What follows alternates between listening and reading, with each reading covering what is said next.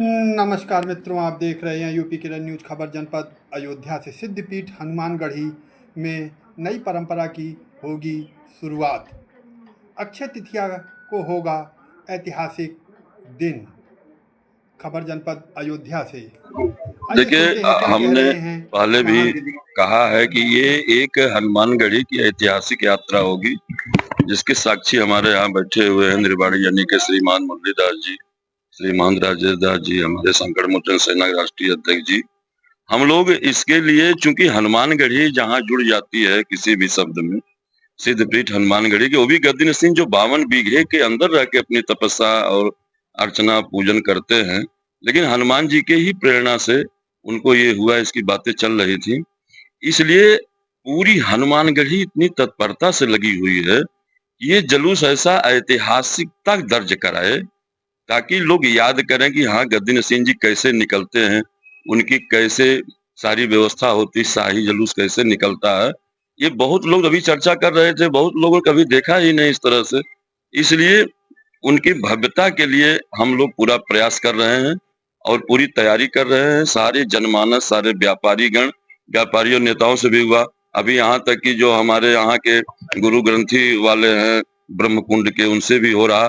वो भी कह रहे हैं कि हमारा भी जत्था गद्दी नसीन जी के साथ, सबका समर्थन मिल रहा है, वो सभी लोग साथ में चलेंगे और एक ऐतिहासिकता दर्ज हो। देखिए, अखिल भारतीय श्री पंच रामानंदी निर्वाणी अखाड़ा हनुमानगढ़ी ने जो निर्णय ले, जैसा कि डॉक्टर महेश दास जी ने अभी बताया कि 3 महीने से पूज्य श्री गद्दी नसीन प्रेमदास जी महाराज जी के मन में भगवान हनुमान जी स्वयं प्रेरित कर रहे थे कि प्रभु का दर्शन करने के लिए आप जाइए, और वह क्षण अब आ गया है।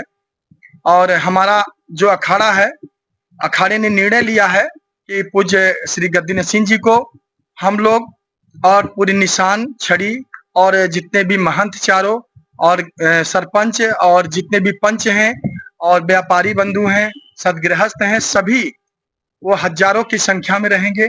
यहाँ से वीआईपी गेट से सरजू जी के लिए प्रस्थान करेंगे। जगह जगह उनके स्वागत के लिए पुष्प वर्षा के लिए, यहाँ तक कि हेलीकॉप्टर से भी पुष्प वर्षा की जाएगी। और वहाँ स्नान करके, पूजन करके, उसके बाद भगवान रामलला का दर्शन करेंगे। हाथी, घोड़ा, ऊंट, सब चीजों की व्यवस्था की गई। स्वागत भी कहाँ किया है? क्यों? देखिए, यहाँ पे गद्दी नसीन का 52 बीघे परिधि में से बाहर नहीं जा सकते हैं, लेकिन जो है ऐसी विषम परिस्थिति, ऐसा कोई देवी देवता, जैसे भगवान श्री राम का दिव्य और भव्य मंदिर बना है, भगवान अपने मंदिर में प्रतिष्ठित है 500 सालों के इतिहास के बाद। तो हनुमान जी ही उनको प्रेरित कर रहे थे कि आप जाओ और हमारे प्रतिनिधि के रूप में प्रभु राम का दर्शन करो। इसलिए जो है वह गद्दी नसीन जी जा रहे हैं। यात्रा में क्या बुलाया गया है?